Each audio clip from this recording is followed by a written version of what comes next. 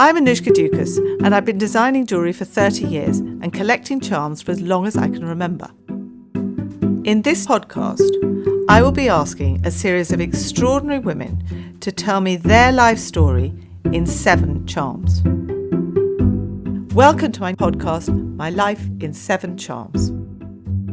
I'm delighted to welcome Vanessa Kingori to My Life in 7 Charms. That's lovely to be here. So, Vanessa, your first charm, you said an almond or an almond tree. Yes. So I love the idea of making almond, actually, because there's something so tactile about it. Yeah. So I've designed it in its shell. So the nut is in the shell, and the shell itself is gold, 18-karat gold, textured exactly as the outside of the shell, or the husk, perhaps you call it. And then inside is a piece of carved ebony to represent the almond. And where the shell has split open, on the edges, they're just some diamonds set on the edges, a bit like the peapod that you just and then it has a leaf which moves as far as much as it can, but exactly like a leaf with all the veins. So pretty and clever. But it'll be really, because jewelry should be really tactile. Yeah, kind of change. So what is this almond all about? So part of my childhood was spent in St. Kitts, and one of my favorite person was my grandmother. Still really is, incredible woman. And my alone time with her were these walks in nature. They was very purposeful. My grandmother used to make things and sell them at market, and one of the things she would do were almond tarts and various other treats. So we would go on these walks, which were quite purposeful, but the unintended thing was I got alone time with her, and she would tell me stories, and all of these stories were basically just help me understand my history a little bit more. They were usually funny stories or stories about nature based on things we'd see. And so the almonds were really represented my time with her. A lot of that she would tell me about which was the oldest tree, about the sort of cycle of life and how the trees grew. And her stories would, if you saw sort of an animal run by, she'd tell me about why that animal behaved in that way, and the pecking order of that, and about various sort of boogeyman stories that were partly made up, partly true, about the walking through that forested area. And she was just a really brilliant storyteller. In another life, she probably would have been a writer, I think. Okay. My grandmother was probably the brightest woman I knew, the most well-read. But because of her circumstance, she had to leave a much beloved school at 14. Right. And This was in St. Kitts? This was in St. Kitts, yeah. And so she had this life where she had to work incredibly hard and do very manual work. She left school at 14 to pick cotton on what was an old plantation. Her mother came from the family of a slave owner, and her father was Black Kittitian. So she was already in this slightly strange and unusual setting, and I think it really fed her mind about different possibilities. And then she read lots. So in all of these stories, they were sort of glorious because they were her chance to indulge one of the passions she didn't get to in her everyday life. And for me, it was a chance to kind of have her to myself. Absolutely. So I would ask lots and lots of questions and say, one more. Yeah. We'd open another. And did you, I think, if you look forward to what you've done and what you've achieved, if you look back, do you think she had a huge influence? It sounds like she did. Yeah. Really big, because I think, for example, I think she would have been a creative of some sort.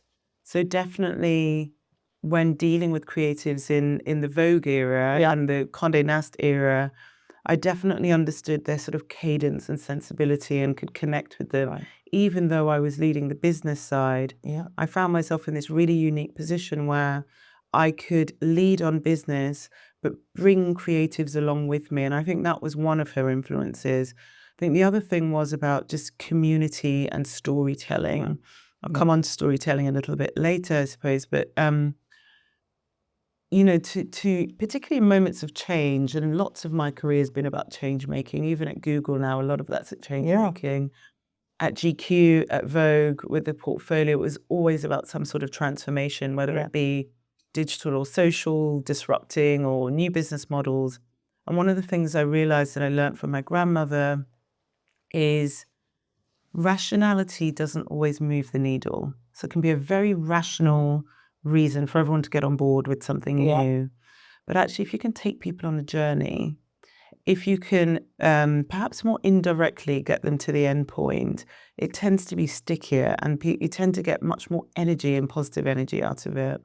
And a lot of the times through her stories, almost all of the time, she was trying to teach me something. Yeah, I'm sure. Even if it was about, you know, seeing a monkey scurry by, and, you know, it would always be sort of lesson based or trying to get me somewhere. And I think inadvertently I've taken... That's the most powerful way to learn. There is by stories. It's not, I mean, it's certainly not my case. But I mean, it's because she obviously did an extraordinary job, because I think you and your sister have both been on the Black Power list. Is that right? Yes. And your mother was incredibly... Yeah, my mum is incredible. So my mum, we were in St. Kitts for 5 years. Right. My mother came to London to set us up with a life here. And she would come back in her 20s. This was in her 20s, in the 70s, on a nurse's salary. She was a midwife. So hang on, she came here and you came, or you stayed behind? We stayed in St. Kitts for 5 years. With your grandmother? With my grandmother, with my mother visiting every 3 months, which is kind of unheard of. It's not an easy island to get to. My mother's a very, very determined woman and had a really clear view of sort of the sort of life she wanted us to access. I think based on the things my grandmother didn't get to access. And then she was able to be educated to a much higher level, but married very, very young. And I think she had a really clear view for my sister and I that she wanted us to be very cultured. And so she wanted us to grow up in London, but have these great connections back to St. Kitts in Kenya, to have really good education and to have a breadth of choice. Those are the things that she really wanted for us. And so there was this brilliant partnership between my mother and my grandmother in getting my sister and I to have these kind of options that I think they didn't really have in full. Incredibly, but very brave. It was part of the Windrush. Yes, I mean, absolutely part of that. Yeah. I mean, it's incredibly brave. But so tell me, so then you came age what to London? 7. Age 7 to London.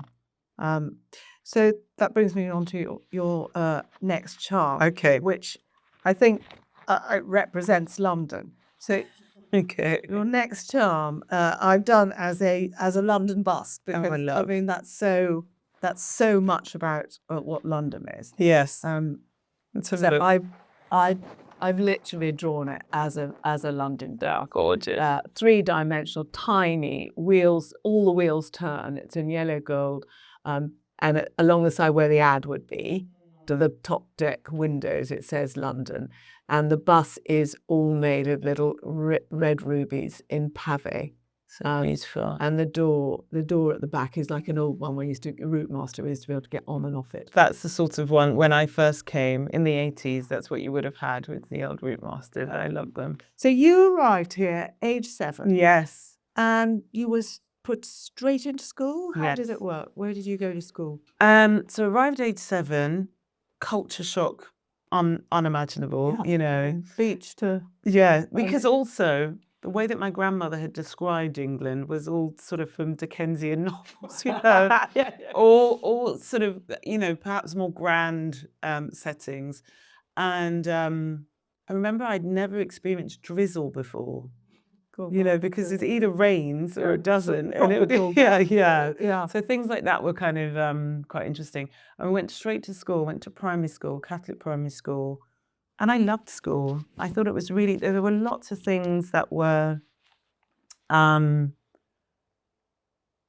challenging because I'd lived in Kenya. Yeah. I'd lived in St. Kitts. I'd never experienced a climate like London. We moved in October. Oh. Just before my birthday. What are they doing to me? And there were just all of these micro things that were super different. And going to school, meeting my peers were just the kind of fast immersion because, in London, you do meet people from sort of all backgrounds. There were not that many, but a few sort of immigrant families, Italian immigrants, Irish immigrants, the kind of classic Catholic kind of, and so. And anyone that looked like you? Were any other black children at Not in my year, actually, no. There was, the year above was, interestingly, another woman from the Caribbean. Her parents were from the Caribbean.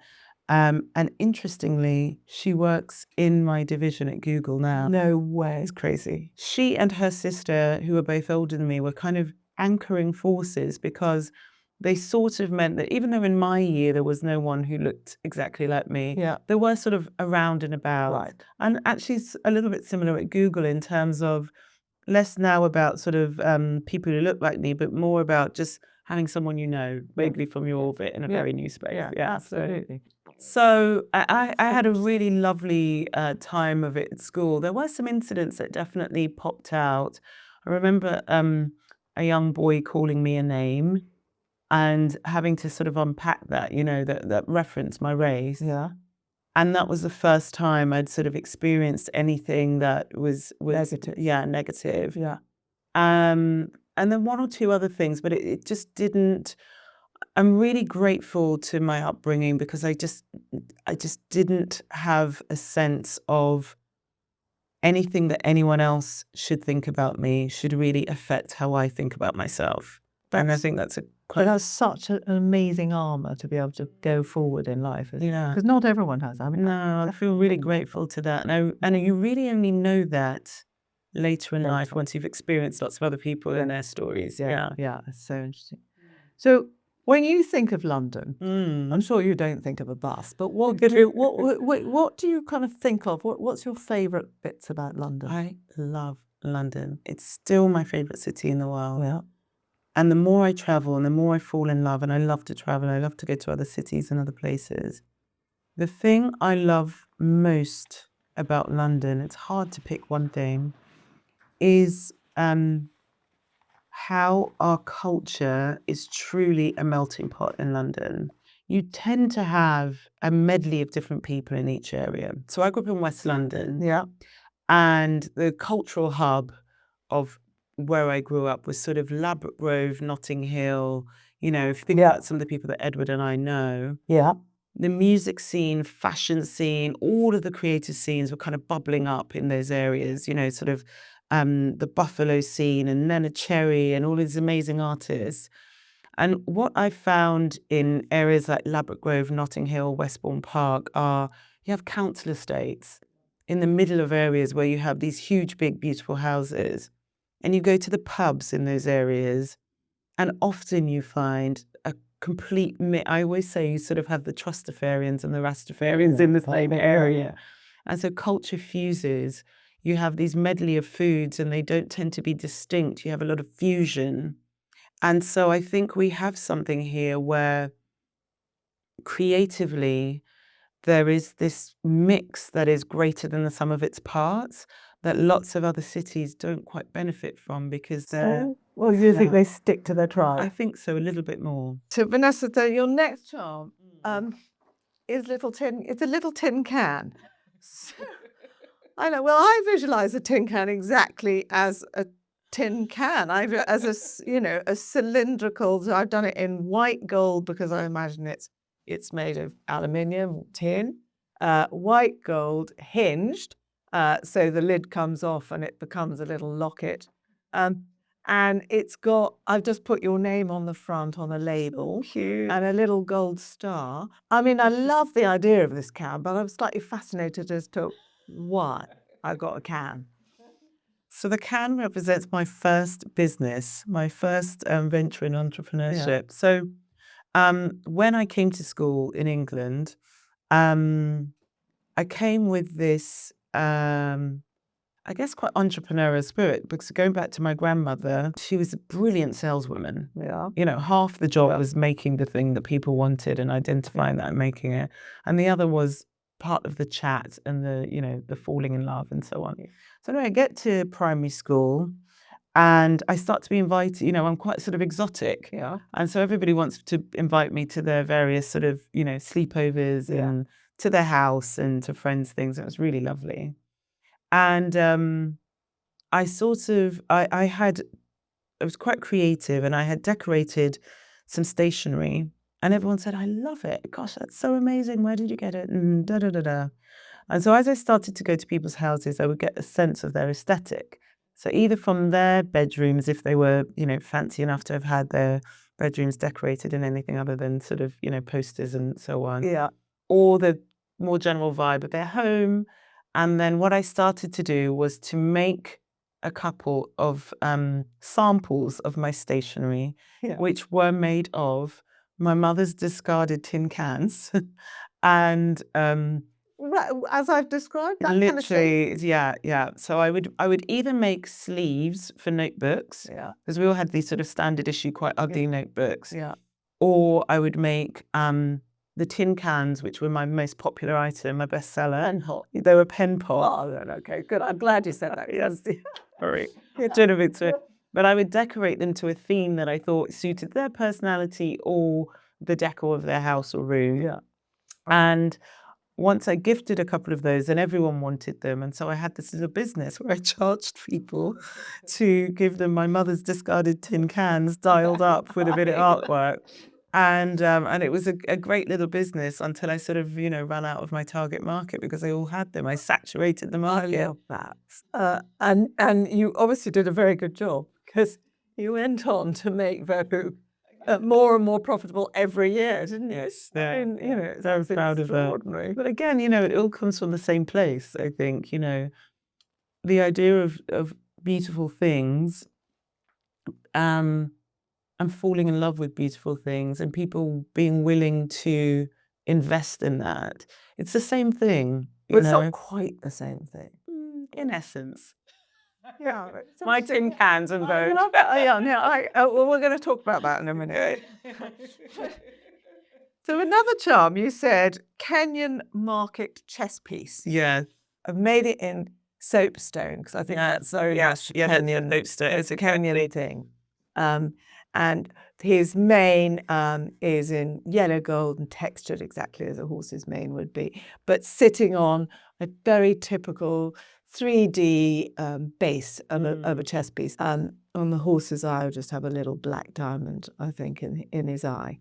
But tell me about these markets. I mean, I love a market. I love the market. My goodness. I cannot pass a market. Yeah, I mean, it's, I think you either get it or you don't. And if you ever travel with someone who doesn't like a market, it's so frustrating. So we got to see you in an hour. I know, I'm going to be gone. I mean, an hour you'd be lucky, but so my sister and I were born in Kenya, but I always think it's quite different to travel there without family, without wider family. And it was the first time I sort of experienced Kenya not through my family's eyes and not through the eyes of the way that sort of Africa, and I guess is sort of explained to you when you don't live there. Yeah.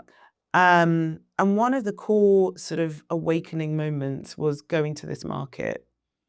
And the chess piece was this beautiful soapstone. Chess piece that was, laid out. But there was a lady selling up front, and then a man in the back who was actually finishing carving the next set, and that's kind of always quite alluring, you know. So absolutely, it's made. It's not sort of shipped off from somewhere. And we got talking to her, and she was sort of explaining a little bit about, you know, the lifestyle and the things that they're excited about, and the opportunities that they thought that this moment in time and what happened in America might bring to them, and the self-starter nature. And I just felt compelled to buy this chess set. I'm terrible at chess. So you've got the whole set. I've got the whole set. I think I've played once and lost painfully to my sister. I still have it and love it now because it represents, for me, a moment of deeper connection with a place I thought I knew. Yeah. My family are there. My family have a really nice life in Kenya.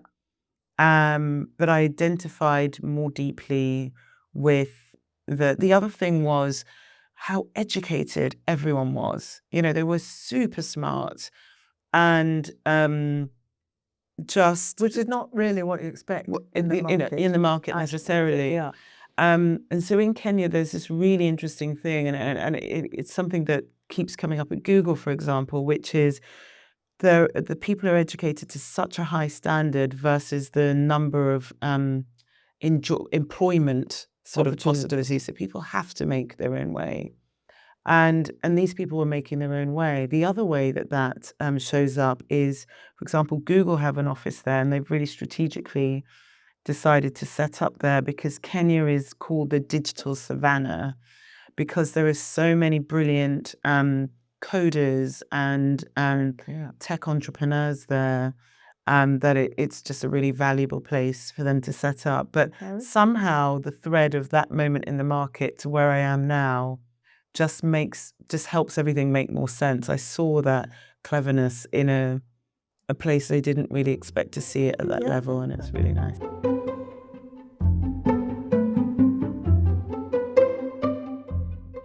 I want to take a quick moment to say thank you to our sponsor, Rome. I was recently introduced to this brilliant new skincare brand, and I've got to say, I'm already a big fan. Their clinically backed formulas are smart, simple, and seriously effective. Using the latest biotechnology, Rome pairs the best of nature with groundbreaking science. No fuss, no overthinking, just well-made, purposeful formulas that really deliver. It's honestly changed the way I think about looking after my skin. We're proud to be partnering with a brand that shares our outlook. Authentic, curious, and always pushing for better. So thank you, Rome, not just for supporting this podcast, but for proving that skincare doesn't need to be complicated to be meaningful. Now the next one, you just said birth of your son, Charles. I think you had difficulty having him. Yes. And so I kind of want to celebrate motherhood, femininity. So you can see. So what I've designed is you know a woman body, naked body, but heavily pregnant. So beautiful. I love this one. And I just see it in gold, very, very simple, very smooth, and highly polished. And I've just added a little pearl coming from your legs, just to represent, you know, that's my child. Yeah.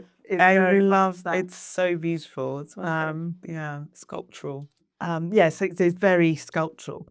But it was difficult for you to have. Yeah, I think it's really interesting because, you know, often my conversations or my career, I had no idea what I wanted to be when I was growing. People always, you know, when I'm having these career things, people always say, you know, what did you want to be and how? No idea. Even when I was going to university, the only thing I ever knew I really wanted to be was a mother. And so it's quite interesting that came to me quite late. I was 39. Oh, wow. Yes. Yeah, when I had him. And I had, you know, like lots of women, a bit of a journey because I'd had something called fibroids. Right.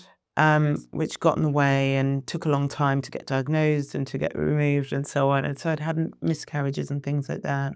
Getting pregnant was really scary because the whole time I was wanting to be really joyful. Yeah. And I had this really powerful sense of this is it. I didn't really want to let myself get too complacent.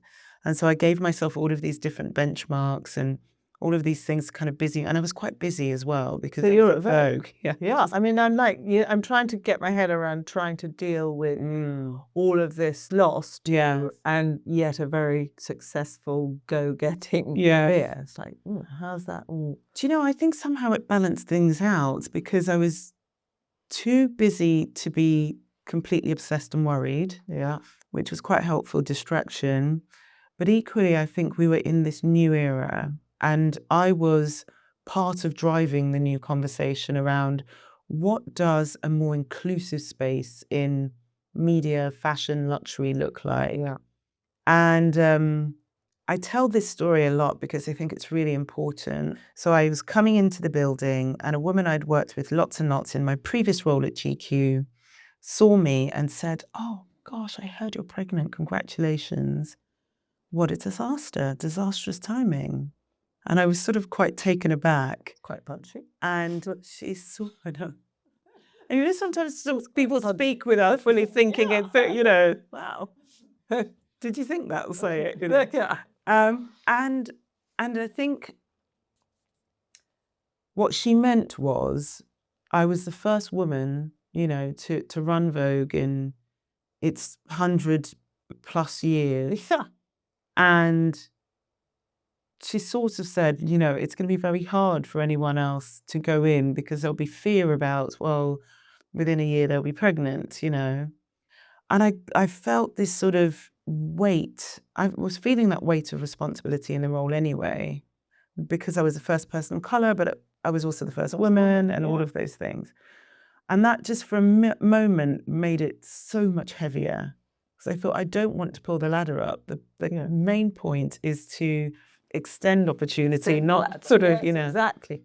And then after a while of sort of, you know, having a slightly hormonal cry and thinking about it, I thought, oh, actually, this is a normal part of life. It's a normal part of women if they choose life cycle. And we're still making this mistake of thinking of career as one thing and our personal lives, whether it be motherhood or what have you, they're part of a whole. And so I really made a conscious effort to be very open and vocal about being pregnant, having my son and all of those things, but also really partnering with the right people. And so that pregnancy was so important to me because it was fulfilling a lifelong dream. Yes. But I also, you know, they say in Caribbean culture, when you give birth to your first child, you give birth twice. You give birth to the baby and you give birth to a mother, because never before then you've never been a mother. A new version of yourself is born. And that new version of myself was to not only be the best mother I could be, but to also try to make it a little bit more easier for women to be considered into these spaces, but also for women to have both without thinking, well, my career will come crashing down. Yeah. So your Vogue charm, I've literally done it as a magazine front. It's a locket. It's quite a. It's not a book. It's definitely a magazine. So it's quite thin. It's very polished, as it's because polished yellow gold, Vogue engraved on the front. And probably a date, which could work out what the date was. But inside, you could put a picture, a photograph maybe of Charles or whatever. But it's just a very simple kind of locket. I love it. I'd love lockets because the fact you can tell them that they're just. Charles's favourite thing of mine is a locket that my mother gave to me because he just finds it fascinating. It's just a pretty classic kind of oval locket, but it has a picture of him in it, which of course, you know, He's loved that. Yes, we've been pointing at that. I mean, I think your first year, you increased digital revenue by 95%. Yes. I mean, that is utterly extraordinary. Being pregnant, I mean, it is absolutely extraordinary. And every year, better and better. I don't know what your secret is. What is it? We are so used to trying to make what worked before work again. Right. And I think that's the key. I'm always trying to break things, and it's really annoying for people. Yeah. But I'm always thinking about what if. So I know that worked before, but what if we were to extend it? What if we were not to do that anymore? And so I think I've really benefited in my life from having the outsider's lens. You know, this thing of moving around when I was young. Yeah.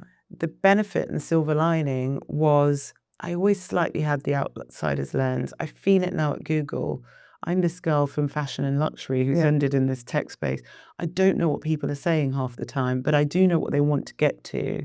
And I'm the one who says, but have you thought about connecting these two dots? And has anyone spoken to? And should we? And that's what I did in the Vogue business, was just think about, well, this is really valuable. Things like we were... Yeah, do give me an example.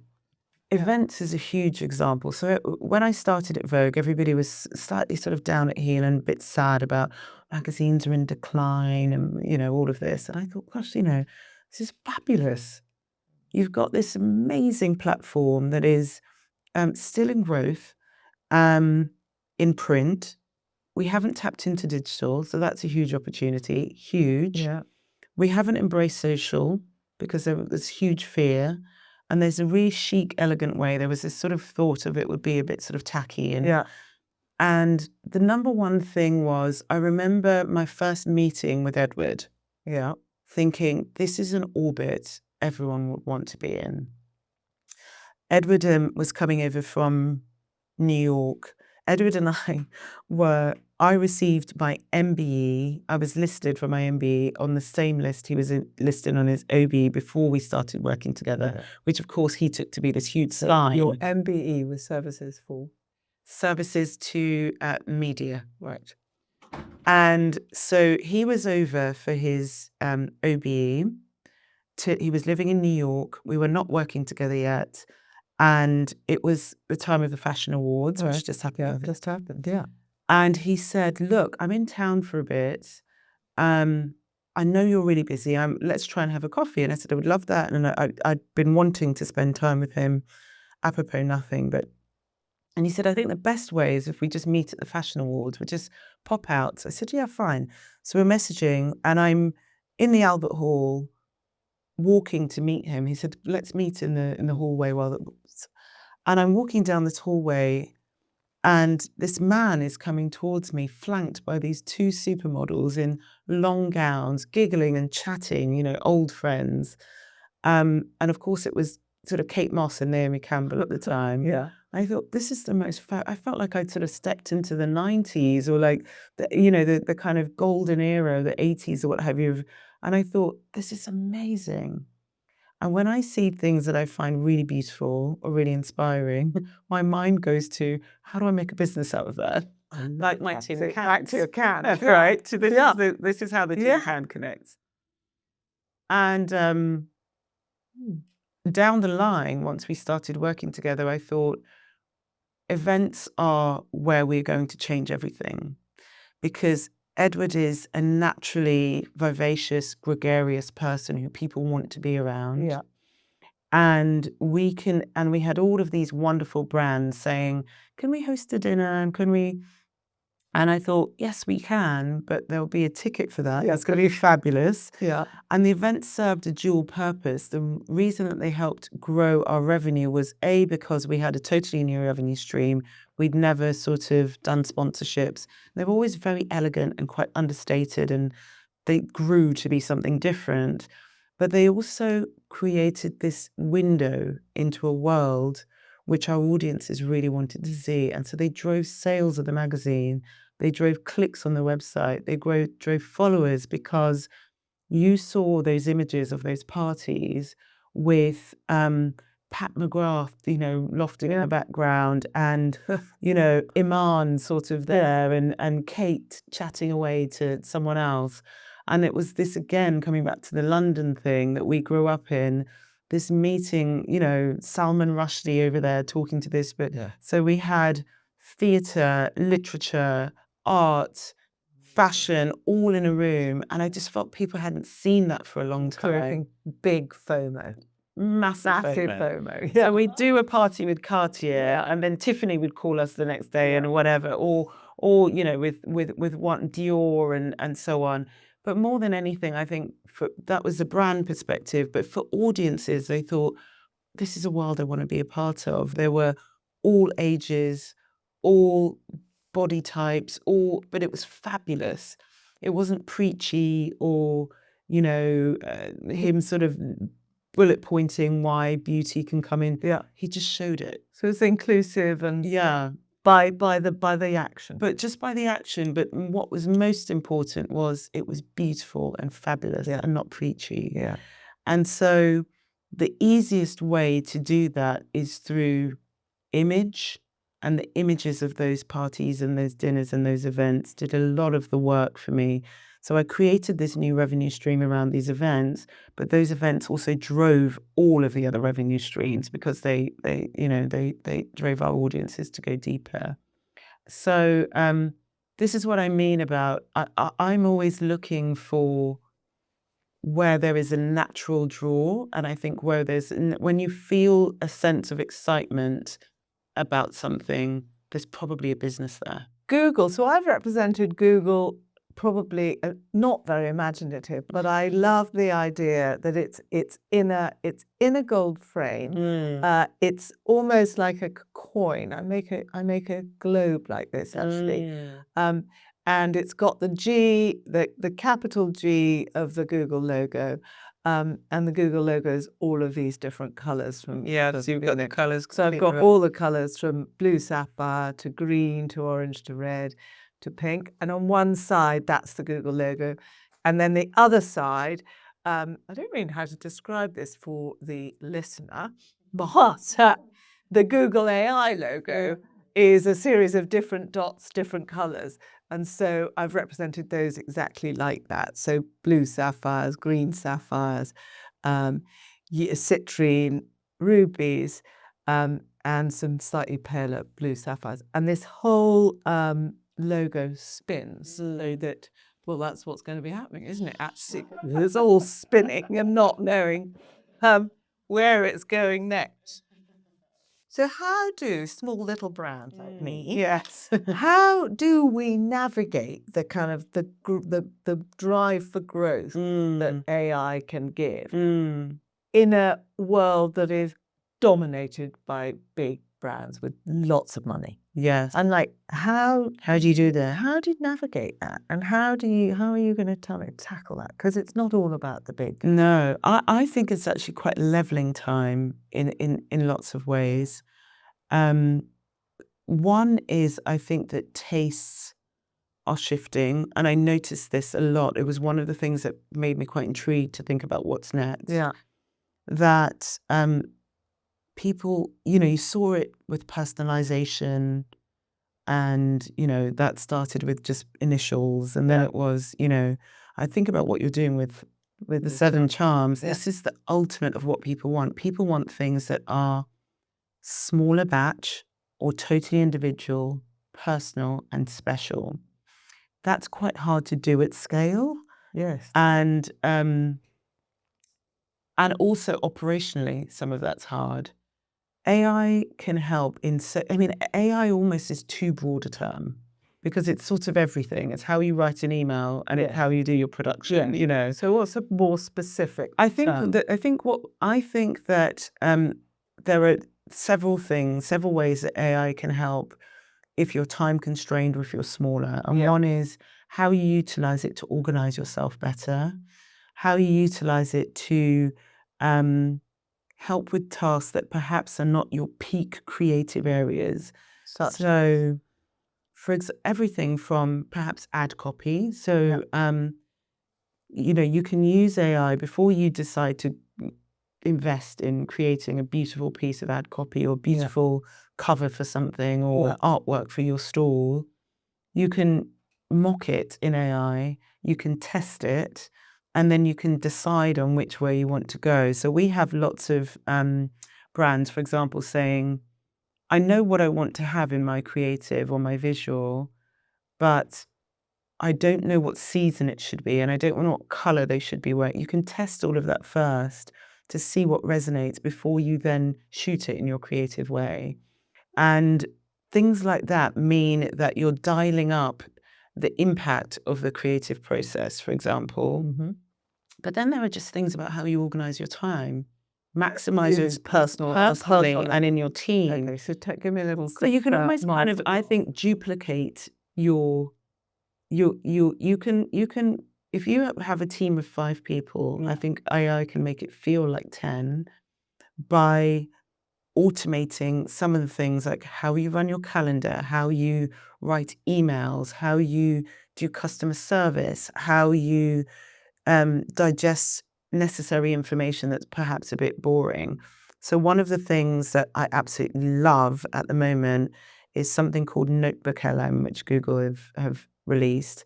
And for someone like me, who's quite a sort of creative thinker in business, what it does is you give it a document or a book or something, and it creates a podcast out of it.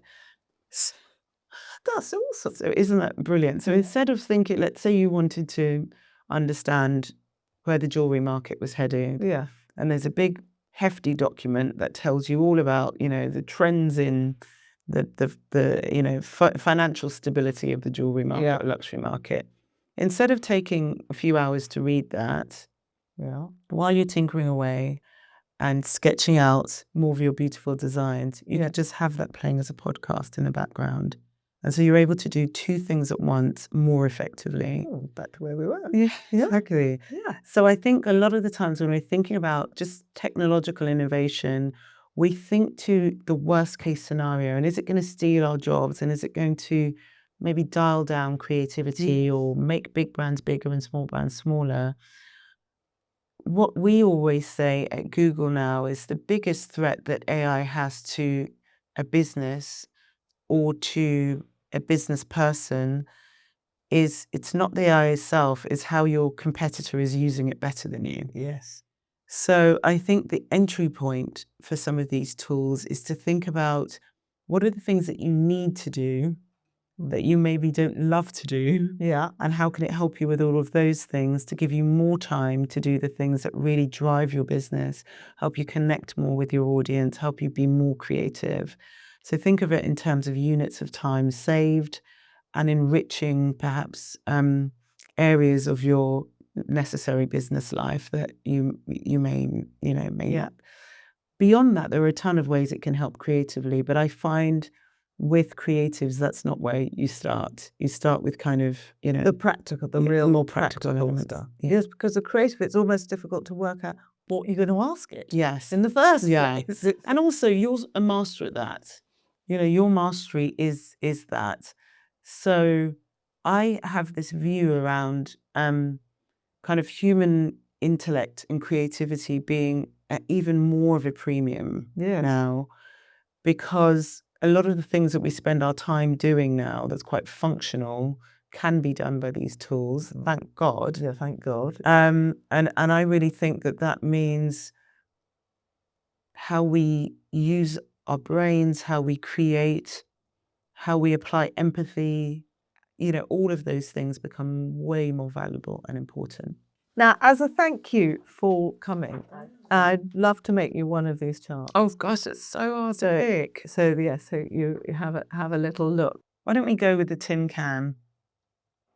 What do you think? The most important thing is it's something that you'll look at and I know. I think the tin can is probably quite representative of where I am now. Okay. Which is returning to all of that kind of entrepreneurial spirit and kind of, really thinking about how do I apply myself into this new space and into the future.